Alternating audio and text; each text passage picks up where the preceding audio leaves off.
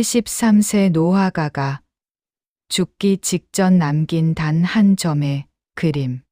그림 속엔 아이를 안고 있는 여인의 뒷모습만이 그려져 있었습니다. 40년 동안 붓을 놓았던 그녀가 마지막 숨을 거두기 전 왜 이 그림을 그렸을까요? 그리고 이 그림이 한 국회의원 보좌관의 눈에 띄면서 믿을 수 없는 기적이 시작됩니다. DNA 검사 결과 99.99% 일치. 하지만 돌아온 아들의 입에서 나온 첫 마디는 왜 날 버리셨어요? 그의 가슴에 남은 깊은 상처, 그리고 그림 속에 감춰진 충격적인 진실. 과연 40년 전 그날 무슨 일이 있었던 걸까요? 여러분, 이 이야기가 궁금하시다면 구독과 좋아요 부탁드립니다. 알림 설정까지 해두시면 더 많은 감동적인 이야기들을 놓치지 않으실 수 있습니다. 그럼 지금부터 시작하겠습니다. 전라북도 고창의 작은 시골 마을. 이곳에는 한때 미술계에서 주목받던 화가가 살고 있었습니다. 이름은 이화자. 당시 83세. 1970년대 그녀는 서울에서 여러 차례 전시회를 열며 촉망받는 작가로 이름을 알렸습니다. 당시 미술 평론가들은 그녀의 작품을 두고 한국 여성 화가의 새로운 지평을 열었다고 평가했습니다. 하지만 1983년 그녀는 갑자기 모든 활동을 중단했습니다. 전시회 제의를 모두 거절했고 서울의 작업실을 정리한 뒤 고향인 고창으로 내려왔습니다. 그리고 40년 동안 단 한 점의 그림도 그리지 않았습니다. 마을 사람들은 그녀가 왜 붓을 놓았는지 몰랐습니다. 다만 그녀가 아들 이야기만 나오면 눈물을 흘린다는 것, 그리고 매일 아침 뒷산 작은 무덤 앞에서 기도한다는 것만 알고 있었습니다. 아들을 잃으셨나 봐. 마을 사람들은 그렇게만 생각했습니다. 2023년 가을 이화자는 병상에 누웠습니다. 의사는 이제 며칠 남지 않았다고 했습니다. 그녀는 마을 이장을 불렀습니다. 이장님, 마지막으로 그림 한 점을 그리고 싶습니다. 이장은 깜짝 놀랐습니다. 40년 동안 붓을 잡지 않던 그녀가 마지막 순간에 그림을 그리겠다니. 화구는 제 방 장롱 위에 있어요. 한 번도 버리지 못했던 물건들이죠. 이장이 가져온 화구는 먼지가 수북이 쌓여 있었지만 물감은 아직도 쓸만했습니다. 이화자는 떨리는 손으로 붓을 들었습니다. 캔버스에 그려진 것은 한 여인의 뒷모습이었습니다. 여인은 3살쯤 되어 보이는 아이를 품에 안고 있었습니다. 아이의 얼굴은 보이지 않았습니다. 오직 어머니의 등, 그리고 작은 손만이 어머니의 옷깃을 붙잡고 있었습니다. 배경은 어두웠습니다. 하지만 여인과 아이 주변에만 희미한 빛이 감돌고 있었습니다. 그림 아래 그녀는 떨리는 글씨로 제목을 적었습니다. 용서. 그림을 완성하고 나서 며칠 후 이화자는 조용히 눈을 감았습니다. 임종을 지킨 이장은 그녀가 마지막으로 남긴 말을 기억합니다. 민재야, 엄마가 미안하구나. 민재가 누구인지 이장은 알 수 없었습니다. 장례는 조촐하게 치러졌습니다. 마을 사람들 몇몇만이 참석했습니다. 그녀에게는 연락할 가족이 없었습니다. 장례를 치른 후 이장은 이화자가 남긴 유언을 실행했습니다. 제가 마지막으로 그린 그림을 마을 문화센터에 기증하고 싶습니다. 그림을 많은 사람들이 볼 수 있게 해주세요. 혹시 모르니까요. 이장은 그 말의 의미를 이해할 수 없었습니다. 하지만 유언은 지켜야 했습니다. 용서라는 제목의 그림은 고창군 문화센터 1층 작은 갤러리에 전시되었습니다. 그림 옆에는 이화자의 간단한 양력과 함께 이런 설명이 붙었습니다. 꾸 이화자 하백일 940에 2023의 유작 40년 만에 그린 마지막 작품. 그림을 보러 오는 사람은 많지 않았습니다. 시지골 문화센터의 작은 갤러리. 게다가 노화가의 작품. 하지만 이 그림은 곧 한 사람의 인생을 완전히 뒤바꿔 놓게 됩니다. 그로부터 2달 후 운명적인 만남이 시작됩니다. 2023년 12월 초순 서울에서 온 한 남자가 고창 문화센터에 들어섰습니다. 정민재 38세. 그는 서울의 한 국회의원실에서 보좌관으로 일하고 있었습니다. 업무 스트레스로 지쳐있던 그는 오랜만에 휴가를 내고 혼자 여행을 떠났습니다. 목적지는 특별히 정하지 않았습니다. 그저 조용한 곳에서 머리를 비우고 싶었습니다. 고창을 선택한 건 우연이었습니다. 고속버스 터미널에서 가장 먼저 출발하는 버스를 탔고 그것이 고창행이었습니다. 도착한 첫날 민재는 숙소 주인의 추천으로 문화센터를 방문했습니다. 별거 없지만 그래도 구경하실 만한 곳이에요. 작은 갤러리도 있고요. 민재는 특별한 기대 없이 갤러리에 들어섰습니다. 그리고 그 그림 앞에서 멈춰 섰습니다. 용서, 아이를 안고 있는 여인의 뒷모습. 민재는 숨이 멎는 듯한 느낌을 받았습니다. 이건 그의 손이 떨렸습니다. 민재는 급히 가방에서 지갑을 꺼냈습니다. 지갑 안쪽 오래된 사진 한 장이 접혀 있었습니다. 사진을 펼친 순간 민재의 얼굴이 창백해졌습니다. 사진 속에는 똑같은 그림이 있었습니다. 아이를 안고 있는 여인의 뒷모습, 구도, 색감, 모든 것이 똑같았습니다. 차이점이 있다면 민재가 가진 것은 실제 그림을 촬영한 사진이라는 것뿐이었습니다. 민재의 기억 속으로 과거가 밀려왔습니다. 그가 입양되기 전 고아원에 있던 시절.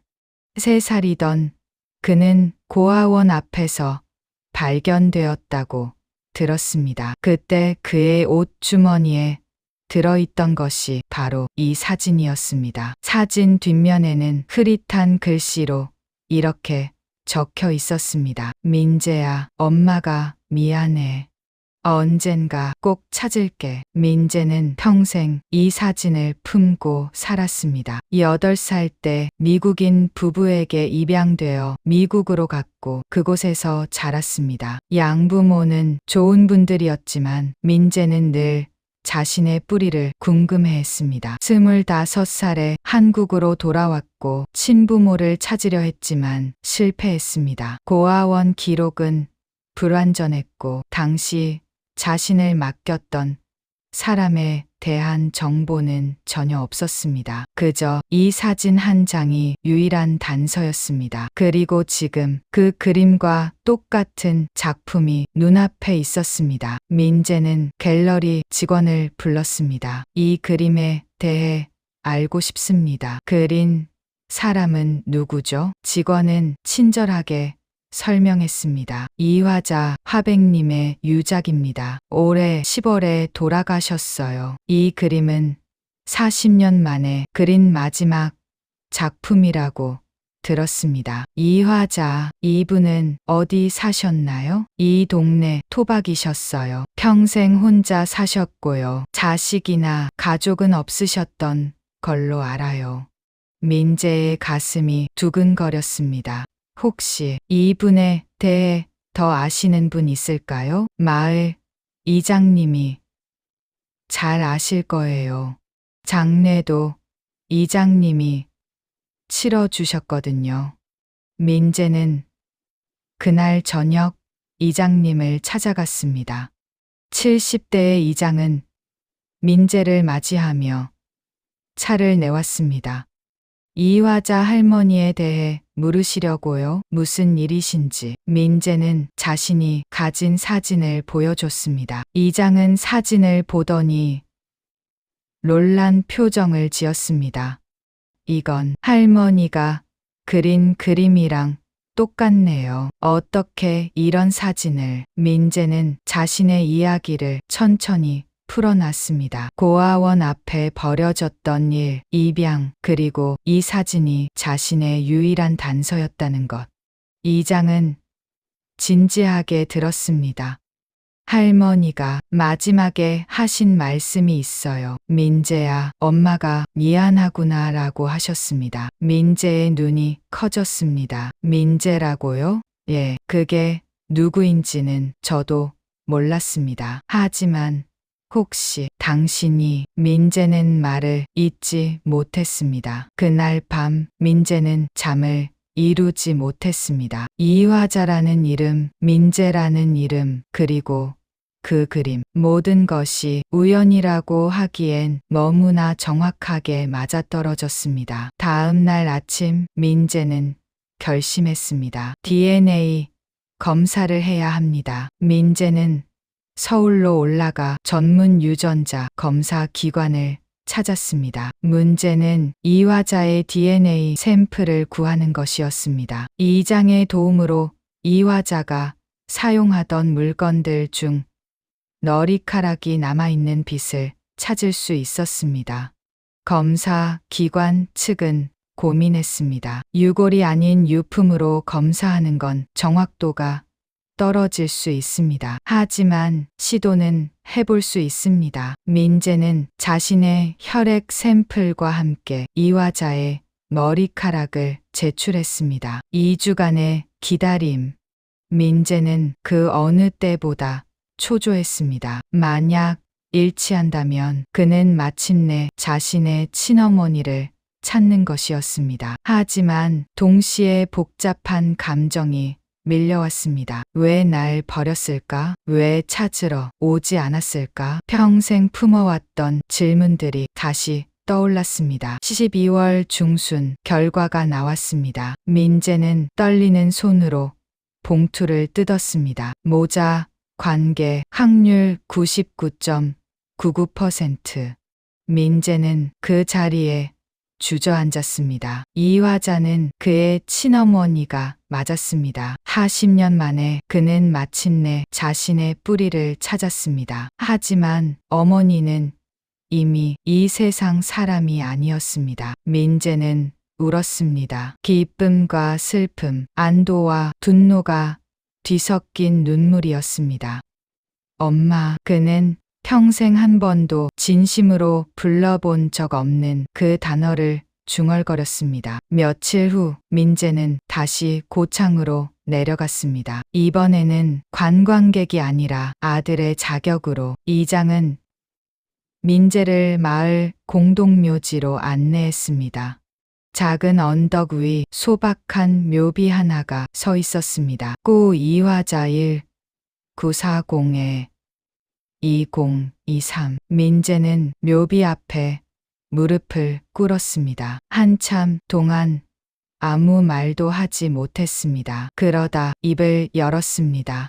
왜 날 버리셨어요? 목소리가 떨렸습니다. 왜 찾으러 오지 않으셨어요? 전 평생을 기다렸는데. 민재의 감정이 폭발했습니다. 엄마라고 부를 자격이나 있었나요? 3살짜리 아이를 고아원 앞에 버리고. 그게 엄마가 할 짓입니까? 그는 주머니에서 낡은 사진을 꺼냈습니다. 이게 다예요. 제가 가진 거라곤 이 사진 한 장뿐이었어요. 미안하다고 적어놓고, 찾으러 오겠다고 적어놓고. 왜 안 오셨어요? 이장은 민재의 어깨를 조용히 두드렸습니다. 할머니가, 아니 어머님이 어떤 삶을 사셨는지 아십니까? 40년 동안 단 한 점의 그림도 그리지 않으셨어요. 매일 이 묘지에 와서 기도하셨습니다. 뭔가 깊은 사연이 있었을 겁니다. 사연이요? 무슨 사연이 자식을 버리는 걸 정당화할 수 있습니까? 민재는 격한 감정을 주체하지 못했습니다. 그날 저녁 이장은 민재를 이화자가 살던 집으로 데려갔습니다. 작은 한옥이었습니다. 오랫동안 사람이 살지 않아 을씨년스러웠습니다. 할머니 유품들을 아직 정리하지 못했습니다. 혹시 당신이 가져가고 싶은 게 있다면. 민재는 집 안을 둘러보았습니다. 작은 방 하나, 부엌, 그리고 작업실로 쓰였던 듯한 방. 작업실에는 오래된 화구들이 먼지를 뒤집어 쓴 채 놓여 있었습니다. 벽에는 몇 장의 오래된 사진이 걸려 있었습니다. 민재는 그중 한 장 앞에서 멈췄습니다. 젊은 여성이 남자와 함께 웃고 있는 사진이었습니다. 여성의 배는 불러 있었습니다. 임신 중이었던 것 같습니다. 사진 뒷면에는 1980년 민재를 기다리며라고 적혀 있었습니다. 민재는 그 사진을 오래 들여다보았습니다. 행복해 보이는 얼굴이었습니다. 이렇게 행복했던 사람이 왜? 민재는 방 안을 계속 살폈습니다. 오래된 옷장, 서랍장, 침대. 그때 서랍장 맨 아래 칸에서 낡은 상자 하나를 발견했습니다. 상자를 열자 여러 가지 물건들이 들어 있었습니다. 오래된 신문 스크랩, 병원 기록, 그리고 편지 몇 통. 민재는 편지 중 하나를 펼쳤습니다. 종이는 누렇게 발해 있었지만 글씨는 선명했습니다. 편지를 읽기 시작한 민재의 얼굴이 점점 굳어갔습니다. 편지는 이화자가 1985년에 쓴 것이었습니다. 민재가 사라진 지 2년 후 편지는 일기 형식으로 적혀 있었습니다. 민재야, 엄마가 이 편지를 쓰는 건 내가 읽을 수 있기를 바라서가 아니야. 아마 넌 이 편지를 평생 보지 못할 거야. 하지만 그래도 써야겠어. 진실을 어딘가에 남겨야 할 것 같아서. 내가 사라진 그날을 기억해.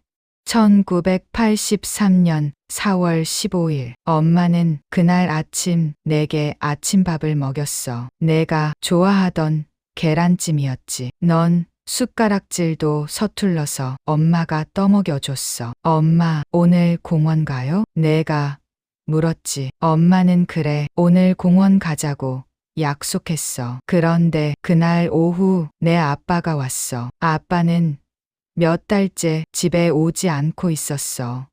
도박, 빚 때문에 빚쟁이들에게 쫓기고 있다는 건 알고 있었지. 하지만 그날 아빠가 나타났을 때 엄마는 알 수 없는 불안감을 느꼈어. 민재 좀 봐야겠어. 아빠가 보고 싶어서. 아빠는 그렇게 말하며 널 데리고 나갔어. 엄마는 따라가려고 했어. 하지만 아빠는 잠깐이면 돼. 너는 집에 있어라고 말했어.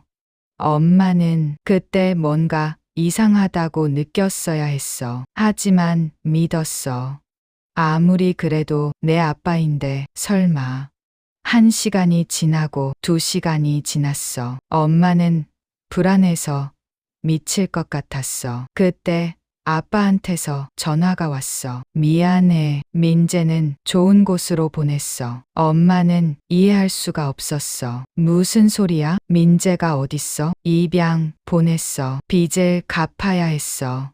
애는 좋은 집에 가서 잘 살 거야. 엄마는 그 순간 세상이 무너지는 걸 느꼈어. 전화를 끊고 미친 듯이 뛰쳐나갔어. 경찰서에 갔어. 하지만 경찰은 아무것도 해줄 수 없다고 했어. 부부간의 일이고 친부가 결정한 일인데 저희가 개입할 수 없습니다. 엄마는 며칠 동안 서울 시내를 헤맸어. 입양 기관들을 찾아다녔어. 하지만 불법 입양 브로커를 통한 거라 어디로 갔는지 알 수가 없었어. 일주일 후 아빠가 다시 나타났어. 그리고 엄마를 어딘가로 데려갔어. 정신병원이었어. 당신은 정신이 이상해. 치료가 필요해. 아빠는 의사에게 뇌물을 주고 엄마를 강제 입원시켰어. 거기서 엄마는 6개월을 갇혀 있었어. 약물 치료를 받았고 탈출하려고 하면 격리실에 갇혔어. 6개월 후 아빠가 교통사고로 죽었다는 소식을 들었어. 그제야 엄마는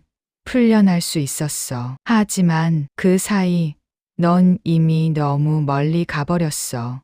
고아원들을 다 찾아다녔어. 하지만 내 이름으로 등록된 아이는 없었어. 아마 아빠가 이름도 바꿔서 넘겼나 봐. 몇 년을 찾아다녔어.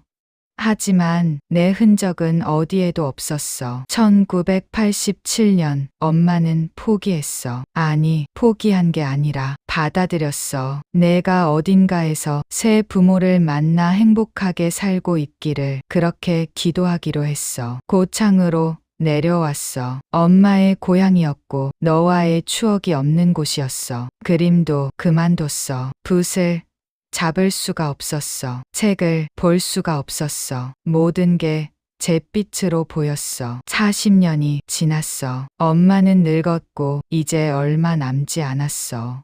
마지막으로 그림 한 점을 그렸어. 너를 안고 있던 그 순간을, 엄마가 너를 가장 사랑했던 순간을. 제목은 용서야. 엄마가 내게 용서를 구하는 거야. 지켜주지 못해서, 찾지 못해서, 엄마 자격이 없는 걸 알아. 하지만 그래도 민재야. 엄마는 널 사랑했어. 너를 버린 게 아니야. 단 하루도 너를 잊은 적이 없어. 미안해. 정말 미안해. 엄마가. 민재는 편지를 읽으며 눈물을 흘렸습니다. 손이 떨려서 편지를 잡을 수가 없었습니다. 상자 안에는 더 많은 편지들이 있었습니다. 1985년부터 2020년까지 거의 매년 쓴 편지들이었습니다. 모두 민재에게 보내는 편지였습니다. 민재는 밤새 그 편지들을 읽었습니다. 편지마다 어머니의 고통과 그리움 그리고 용서를 구하는 마음이 담겨 있었습니다. 2005년 편지에는 이런 내용이 있었습니다. 오늘 뉴스에서 해외 입양아들이 한국을 찾는 프로그램을 봤어. 혹시 내가 그 중에 있을까 해서 화면을 한 명 한 명 다 들여다봤어. 물론 넌 없었지. 25살이면 넌 이제 어른이 됐구나. 어떤 모습일까? 키는 컸을까? 아빠를 닮았다면 키가 클 거야. 건강하게 지내고 있을까? 좋은 사람 만나서 행복할까? 엄마는 그저 그것만 봐라. 내가 어디선가 웃고 있기를. 그것만으로도 충분해. 2015년 편지. 민재야, 넌 이제 35이구나. 엄마 나이가 75이 됐어. 몸이 많이 안 좋아졌어. 병원에서는 심장이 약하다고 해. 오래 못 산다는 걸 알아. 그래도 괜찮아. 엄마는 이미 내가 사라진 그날 죽었어. 지금까지는 그냥 숨만 쉬고 있던 거야. 마지막 소원이 있다면 내가 행복했으면 좋겠어. 그것만이 엄마가 바라는 전부야. 민재는 편지를 다 읽고 나서 한참을 멍하니 앉아 있었습니다. 어머니는 자신을 버린 게 아니었습니다. 빼앗긴 것이었습니다. 그리고 평생을 찾아 헤맸고 고통 속에서 살았습니다. 민재가 품고 있던 원망과 분노가 눈 녹듯이 사라졌습니다. 대신 깊은 슬픔과 후회가 밀려왔습니다. 엄마, 왜 이렇게 고통스러운 삶을 사셨어요? 내가 조금만 일찍 찾았더라면, 단 한 번이라도 살아계실 때 만났더라면. 다음 날 아침 민재는 다시 어머니의 묘 앞에 섰습니다. 이번에는 원망이 아니라 사죄를 하러 온 것이었습니다. 엄마, 어제는 죄송해요. 목소리가 떨렸습니다. 편지 다 읽었어요. 전부 다. 민재는 무릎을 꿇고 이마를 땅에 댔습니다. 엄마가 얼마나 힘드셨을지 이제야 알았어요. 저를 찾으려고 얼마나 애쓰셨는지, 평생을 고통 속에서 사셨는지. 민재는 목이 메어 말을 잇지 못했습니다. 저는 엄마를 원망하면서 살았어요. 왜 저를 버렸냐고, 왜 찾으러 오지 않냐고. 하지만 엄마는 버린 게 아니었죠. 저를 지키려고 했던 거죠. 찾으려고 했던 거죠. 미안해요, 엄마. 제가 미안해요. 민재는 한참을 울었습니다. 40년 동안 쌓였던 그리움과 분노, 슬픔이 눈물로 쏟아져 나왔습니다. 그날부터 민재는 며칠간 고창에 머물렀습니다. 어머니가 살았던 집을 청소하고 어머니의 흔적들을 정리했습니다. 작업실에 있던 오래된 그림들도 찾았습니다. 1970년대에 그린 작품들이었습니다. 모두 아름다웠습니다. 그중 하나는 아기를 안고 웃고 있는 여인의 그림이었습니다. 그림 뒷면에는 민재돌 1981이라고 적혀 있었습니다. 민재는 그 그림을 오래 들여다보았습니다. 행복했던 시절의 어머니, 자신을 사랑으로 바라보던 어머니, 이게 진짜 엄마였구나. 민재는 결심했습니다. 어머니의 이야기를 세상에 알리기로. 그리고 어머니가 남긴 마지막 그림, 용서에 자신이 답을 하기로. 2024년 3월 서울의 한 갤러리에서 작은 전시회가 열렸습니다. 전시회 제목은 귀가 40년 만에 재회. 전시장 입구에는 이화자의 마지막 작품 용서가 걸려 있었습니다. 그리고 그 옆에 새로운 그림 한 점이 나란히 걸려 있었습니다. 정민재가 그린 작품이었습니다. 민재는 어머니를 찾은 후 평생 한 번도 잡아본 적 없던 붓을 들었습니다. 그림을 배운 적도 없었고 재능이 있는지도 몰랐습니다. 하지만 그려야만 했습니다. 어머니에게 답을 해야 했습니다. 3개월 동안 민재는 퇴근 후와 주말마다 그림을 그렸습니다. 미술학원에 다니며 기초를 배웠고 수없이 그리고 지우기를 반복했습니다. 그렇게 완성한 그림, 제목은 귀가. 그림 속에는 청년이 그려져 있었습니다. 청년은 한 손에 붓을 들고 다른 손에는 낡은 사진을 쥐고 있었습니다. 그는 언덕을 올라가고 있었습니다. 언덕 위에는 희미하게 한 여인의 모습이 보였습니다. 여인은 팔을 벌리고 아들을 기다리고 있었습니다. 배경은 따뜻한 노을빛이었습니다. 어둠이 아니라 빛이었습니다. 그림 아래에는 이렇게 적혀 있었습니다. 엄마, 저 왔어요. 전시회 개막식 날 많은 사람들이 찾아왔습니다. 언론도 관심을 보였습니다. 40년 만에 DNA로 찾은 어머니. 그림으로 재회한 모자. 뉴스는 민재와 어머니의 이야기를 다뤘습니다. 민재는 기자들 앞에서 담담하게 이야기했습니다. 어머니는 저를 버린 게 아니었습니다. 빼앗긴 것이었습니다. 40년 동안 저를 찾으셨고 고통 속에서 사셨습니다. 저는 어머니를 원망했습니다. 하지만 그건 제가 몰랐기 때문이었습니다. 진실을 알고 나니 남은 건 감사와 사랑뿐이었습니다. 민재의 눈시울이 붉어졌습니다. 어머니가 마지막으로 그린 그림, 용서는 제게 보내는 메시지였습니다. 하지만 용서받아야 할 사람은 어머니가 아니었습니다. 오히려 저였습니다. 어머니를 오해하고 원망했던 제가 용서받아야 했습니다. 민재는 잠시 말을 멈추고 눈물을 닦았습니다. 이 전시회를 통해 전하고 싶은 메시지가 있습니다. 세상에는 보이는 것이 전부가 아니라는 것.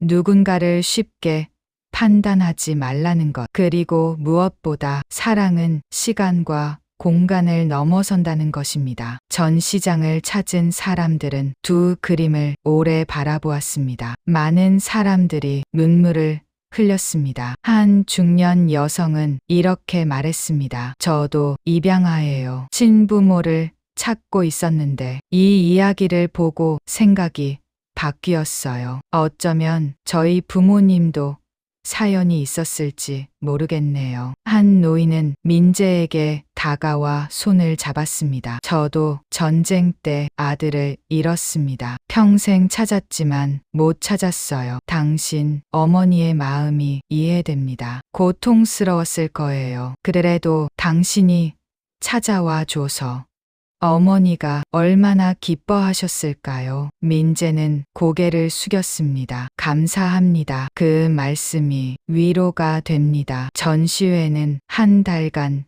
계속되었습니다. 매일 수백 명의 사람들이 찾아왔습니다. SNS에서는 이 이야기가 공유되었고 많은 사람들이 감동했습니다. 어떤 사람들은 이 이야기를 계기로 멀어졌던 가족에게 연락했습니다. 어떤 사람들은 자신도 친부모를 찾기 시작했습니다. 민재는 전시회 기간 동안 매일 전시장을 찾았습니다. 그리고 사람들에게 어머니의 이야기를 들려줬습니다. 어느 날 한 젊은 여성이 민재에게 다가왔습니다. 저 질문이 있어요. 네, 말씀하세요. 어머니를 만나지 못하고 돌아가셨잖아요. 후회되지 않으세요? 민재는 잠시 생각했습니다. 물론 후회됩니다. 살아계실 때 만나고 싶었어요. 하지만 동시에 이렇게라도 어머니를 알게 된 것에 감사합니다. 어머니가 저를 사랑했다는 것을 알게 됐으니까요. 그 사랑이 진짜였다는 것을 알게 됐으니까요. 민재는 용서 그림을 바라보았습니다. 어머니는 이 그림을 통해 제게 말씀하신 거예요. 민재야, 엄마는 너를 사랑했어. 그리고 미안해라고. 저는 이 그림을 통해 답하는 거예요. 민재는 자신이 그린 귀가 그림을 가리켰습니다. 엄마, 이제 알았어요. 그리고 저도 엄마를 사랑해요라고. 여성은 눈물을 흘리며 고개를 끄덕였습니다. 전시회가 끝난 후 민재는 그 그림을 모두 고창 문화센터에 기증했습니다. 어머니가 계신 곳 가까이에 있어야 할 것 같아요. 두 그림은 지금도 고창 문화센터에 나란히 걸려 있습니다. 많은 사람들이 그 그림을 보러 고창을 찾습니다. 그리고 민재는 매달 한 번씩 고창을 찾아 어머니의 묘를 찾습니다. 묘 앞에서 그는 어머니에게 자신의 근황을 이야기합니다. 엄마, 저 이번 달에 승진했어요. 요즘 그림 배우는 게 재미있어요. 엄마 피를 받은 걸까요? 날씨가 추워졌어요. 엄마도 따뜻하게 지내세요. 민재는 이제 엄마라는 단어를 자연스럽게 말합니다. 40년 만에 찾은 어머니. 살아서는 만나지 못했지만 마음으로는 연결되었습니다. 2024년 10월 민재는 고창에 작은 집을 얻었습니다. 주말마다 그곳에서 지내기로 했습니다. 어머니가 살았던 마을에서 어머니가 보았던 풍경을 보며 지내기로 했습니다. 그리고 그곳에서 그림을 그립니다. 처음에는 서툴렀지만 점점 나아지고 있습니다. 어쩌면 어머니의 재능이 자신에게도 있는지 모르겠다고 민재는 생각합니다. 마을 사람들은 민재를 따뜻하게 맞아줍니다. 이화자 할머니 아들이 왔다는 소문이 퍼지면서 많은 사람들이 관심을 보였습니다. 이장은 민재에게 어머니의 더 많은 이야기를 들려줍니다. 할머니는 매일 아침 산책을 하셨어요. 저 언덕 위까지 올라가셨죠. 거기서 해 뜨는 걸 보시면서 뭔가를 기도하시는 것 같았어요. 아마 당신을 위해 기도하셨을 거예요. 민재는 그 언덕에 올라가 봤습니다. 정말 아름다운 풍경이었습니다. 해가 떠오르는 모습이 장관이었습니다. 민재는 그곳에서 어머니가 무엇을 생각하며 해를 바라봤을지 상상했습니다. 아들이 건강하기를, 아들이 행복하기를, 언젠가 다시 만날 수 있기를. 민재는 그 자리에 앉아 일출을 바라봤습니다. 그리고 마음속으로 어머니에게 말했습니다. 엄마, 저 행복해요. 엄마가 바라던 대로 저는 좋은 사람들을 만났고 건강하게 자랐어요. 그리고 이제 엄마를 만났어요. 늦었지만 만났어요. 이제 엄마를 이해해요. 사랑해요. 엄마. 해가 완전히 떠올랐습니다. 따뜻한 햇살이 민재를 감쌌습니다. 마치 어머니의 품 같았습니다. 민재는 미소를 지었습니다. 그날 저녁 민재는 새로운 그림을 그리기 시작했습니다. 언덕 위에서 일출을 바라보는 여인의 뒷모습, 그리고 그 옆에 서서 같은 해를 바라보는 청년. 둘은 손을 잡고 있습니다. 그림 제목은 아직 정하지 않았습니다. 하지만 민재는 알고 있습니다. 이 그림의 제목은 함께가 될 것이라는 것을. 정민재는 지금도 서울에서 일하며 주말마다 고창을 찾습니다. 그는 더 이상 뿌리 없는 사람이 아닙니다. 어머니를 찾았고 자신의 이야기를 알게 되었습니다. 그의 가슴에 있던 상처는 아물고 있습니다. 2024년 말 민재는 입양아 가족 찾기 운동에 참여하기 시작했습니다.